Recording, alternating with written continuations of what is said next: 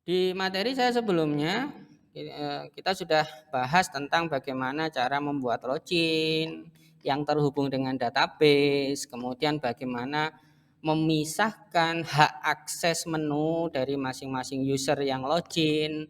Kalau saya admin, ada menu setting muncul. Kalau saya user biasa, itu menu setting ini hilang, tidak muncul. Itu sudah di pembahasan sebelumnya. Nah, hari ini saya akan melanjutkan ke pembahasan tentang menu setting ini. Di dalam menu setting, salah satunya nanti ada sub menu namanya setting user. Jadi kalau menu ini saya klik nanti, ya, ini jendelanya sudah saya buat desainnya, tapi belum 100% jalan, hanya tampilan saja. Ya, nanti di sini akan muncul tampilan data dari user-user yang sudah pernah mendaftar ke sini dan pendaftarannya sukses, muncul di sini. Karena saya admin, maka saya bisa melakukan penambahan user lagi juga di sini, nambah lagi user baru bisa, atau mengedit user yang sudah ada bisa, menghapus user yang ada juga bisa gitu. Ya. Jadi menu setting ini fungsinya salah satunya adalah untuk melakukan manajemen user. Nah, ini yang akan kita bahas hari ini. Mulai dari nambah data, tapi versinya admin. Kalau kemarin kan nambah data untuk sembarang pengunjung ya, sembarang calon user. Sekarang saya akan menambah data untuk admin, khusus admin. Nah, ini kan niatnya tampilan muncul seperti ini, kemudian saya klik tombol tambah, maka akan muncul form, tampilan, jendela untuk menambahkan data user baru.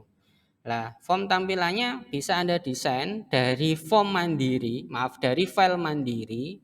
Nanti muncul file, ada file untuk menambahkan user baru, atau bisa juga kalian desain menggunakan namanya model. Ya, pernah ya.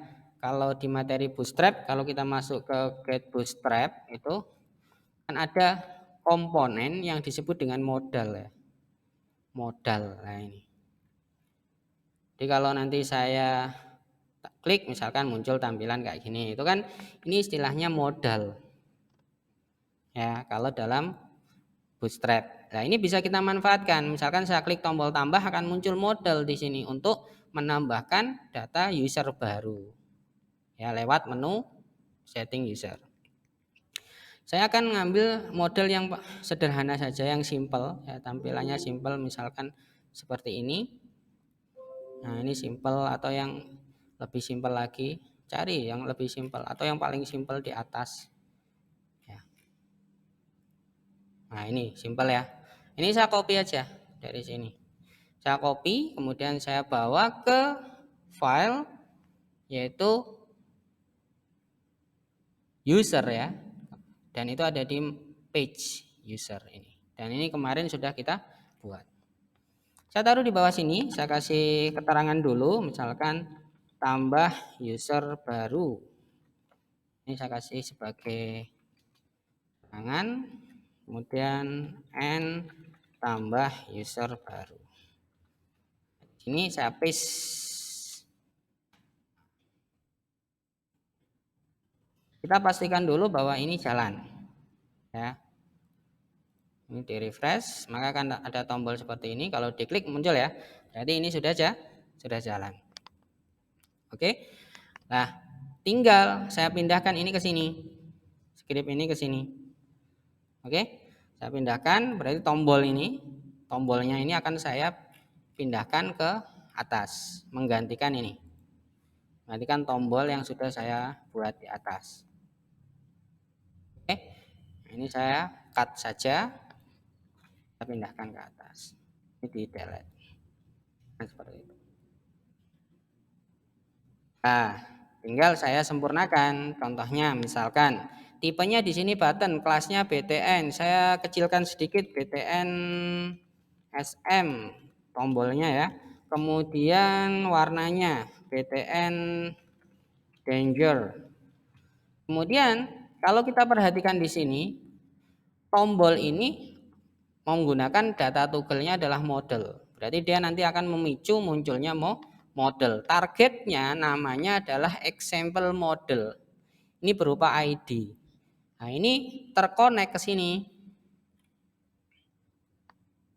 Nah, itu kita edit ya.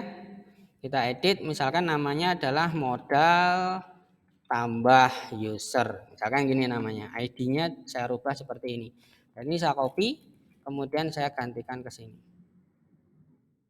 Agar tetap nyambung. Kemudian saya ganti labelnya ya, tambah user baru. Kalau kalian mau memunculkan icon menggunakan misalkan font awesome boleh juga. Jadi nanti ada icon plus di sini, silahkan. Oke, ini desain dasarnya. Kalau saya klik akan muncul seperti ini. Kemudian kita sempurnakan ya. Ada tulisan total title, modal title saya ganti ya tampilannya, desainnya. Berarti di sini untuk tambah user baru. Kemudian bodinya di sini masih kosong free. Kemudian close dan save change saya kecilkan ukurannya. Ya, PTN SM. Kemudian di sini juga PTN SM. Kemudian saya ganti tulisannya menjadi simpan. Di sini close atau tutup. Maksudnya nutup modelnya ya. Nutup si modalnya itu. Nah, kalau diklik kan nutup ya. Dan simpan. Nanti simpannya di sini. Oke. Ini untuk nge-close juga. Lah, setelah itu kita butuh form ya kan. Sekali lagi kita kerja cepat, secepat yang kita bisa tapi ya. Misalkan kemarin saya sudah punya register di sini ada form untuk nambah data baru. Ini kita copy aja formnya, dilihat ya. Tidak perlu desain ulang. Ini saya copy, saya masukkan ke tengah-tengah sini kan. Kebutuhannya kan itu. Nah, kemudian ada kita refresh dulu ya tampilannya. Kan muncul seperti ini, langsung bisa kita gunakan, maksudnya nggak usah desain dari nol. Dan ini tidak perlu, ini kita buang. Lah ternyata tombol login ada di sini. Maksudnya tombol login itu nantinya adalah tombol simpan ya, tombol untuk menyimpan. Kemudian di sini ada simpan. Bagaimana? Ya kita sisakan satu. Yang kita sisakan yang mana? Yang di dalam form. Yang ini saya buang ya. Berarti tombol yang ini saya buang karena tombol submit itu hanya bisa aktif kalau secara normal wajarnya itu harus berada di dalam form, ada di dalam sini. Oke, kemudian tulisan loginnya saya ganti dengan simpan. Nah, batal ini adalah tombol reset, bukan untuk menutup si model, bukan. Tapi untuk mereset, misalkan saya sudah ngisi, ternyata saya tekan tombol batal, berarti isinya dibersihkan, maksudnya tidak jadi, gitu ya, tidak jadi mengisi. Ya, oke, tombolnya saya kecilkan sedikit, PTN SM, di sini juga PTN SM. Apa keuntungannya? Keuntungannya kita sudah langsung dapat tampilan yang simple dan cepat. Jadi, kita tidak perlu ribet-ribet dulu. Perbaikan tampilan itu kalau fungsionalitasnya sudah jalan. Itu untuk saya konsep itu saya pegang terus. Jadi kalau sudah jalan fungsionalitasnya sudah jalan baru saya berpikir tampilannya saya perbaiki di mana. Tapi kalau belum ya enggak usah mikir tampilan, kita programmer ya, bukan desainer. Paham ya? Lah, perbedaannya dengan yang register apa? Perbedaannya misalkan saya tidak ingin mengirim ini ke halaman ini sendiri. Berarti saya harus siapkan halaman untuk menangkap kiriman proses register ini, halaman lain. Paham ya? Tapi kalau mau dikirimkan ke sini sendiri, ya perintah ini server PHP self ini ya tetap kita gunakan perintah ini. Nah, kalau kita mau pertahanan kita uji coba dulu. Misalkan saya pengen mengirim ke sini sendiri, ke halaman ini sendiri. Maka saya uji coba dengan PHP. Dengan PHP dia ngirim apa? Ngirim username dan password menggunakan metode POST. Berarti di sini saya tangkap ya, nama NMUSR ini saya ambilkan dari kiriman, yaitu POST, namanya adalah username, kemudian password saya ambil dari kiriman, namanya adalah password. Oke, diambil dari sini ya nama-namanya ini dan ini.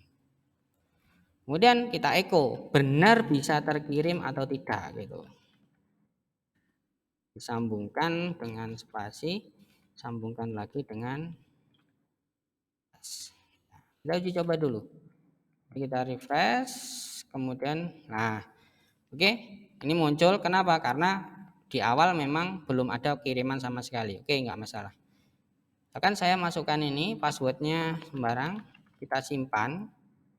Nah, pada saat kita simpan, dia itu kan akan mengirim ke PHP self. Maksudnya PHP self itu ya induknya. Nih, induknya. Beda dengan yang login kemarin. Login itu kan halaman yang berdiri sendiri sebelum ada proses modularisasi induk itu kan. Pemecahan induk bagian header, bagian konten, bagian footer. Nah, login tidak mempunyai konsep itu. Jadi ngomong PHP self itu aman dia. Tetapi pada saat saya ngomong di sini, kemudian tambah user, ada perintah PHP self. Yang dimaksud PHP self di sini ya mengirim ke induknya, induk dari halaman ini. Apa induk dari halaman ini? Induk dari halaman ini ya dashboard. Lihat ya, induknya kan ini. Kemudian halaman user ini kan dipanggil, kemudian dimasukkan ke dalam wadah atau area di dalam induknya ini. Dan kalau saya menggunakan konsep yang pertama tadi, kita harus menambahkan variabel-variabel lagi. Agar apa? Agar benar-benar nantinya terkirim ke halaman data user, bukan ke induknya saja. Ya, bukan ke induknya saja. Coba misalkan saya tambahkan di sini. Saya tambahkan ya echo ini, kemudian saya tambahkan page, lihat ya strukturnya ini ya. Dashboard. Misalkan saya nambah. Saya simpan. Ini kan tinggal dashboard saja. Page usernya kan hilang. Nah, itu kita lengkapkan di sini. Page user sama dengan user. Oke. Jadi echo ini untuk memunculkan dashboard, kemudian disambung dengan tanda tanya page user. Nah, ini bisa terima atau tidak. Kita lihat, refresh dulu, kemudian masuk ke sini, tambah data baru, masukkan 1 2 3 4 dan seterusnya, simpan. Nah, lihat ya. Sekarang alamatnya lengkap, maka dia bisa mengirim ke sini.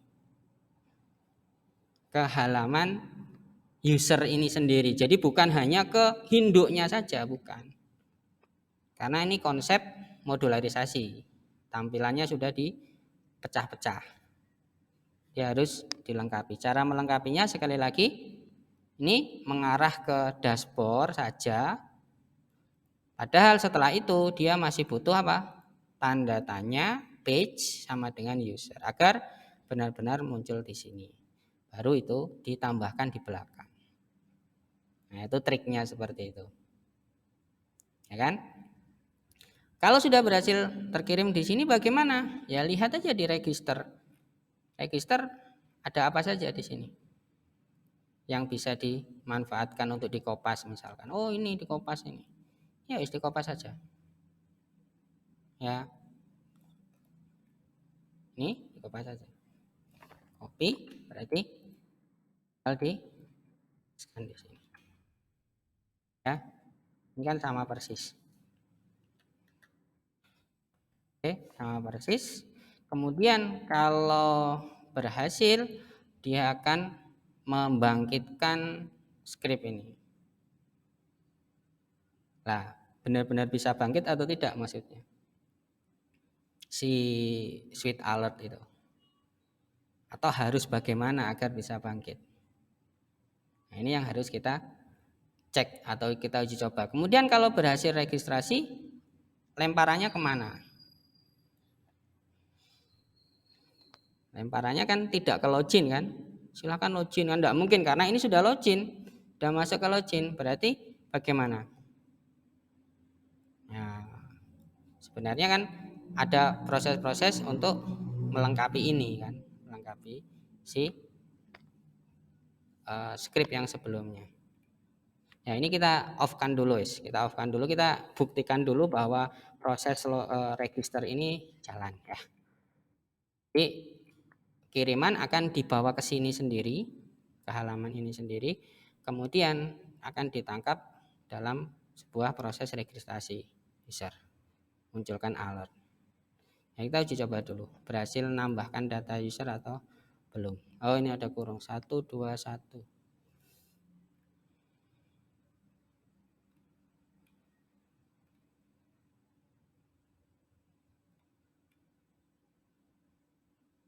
Ini tutupnya di sini.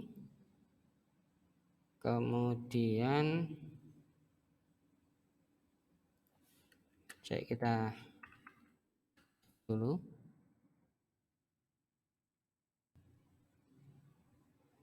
Dia ngomong kurang apa tadi? Kurang kurung kurawal.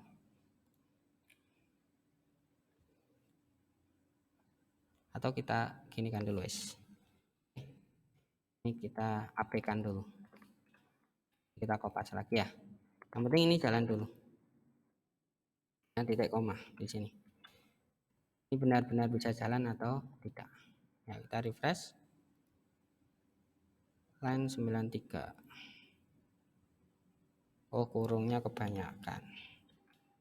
Lagi refresh. Nah, kita sambil lihat database ya. Sambil lihat database. Di sini terakhir adalah datanya. Itu yang terakhir Mastermed 2004. Sekarang saya akan nambahkan Mastermed 2005 misalkan. Passwordnya sama ya, 1234 1234 misalkan. Simpan. Nah, masuk enggak di sini? Kita cek. Refresh. Masuk ya.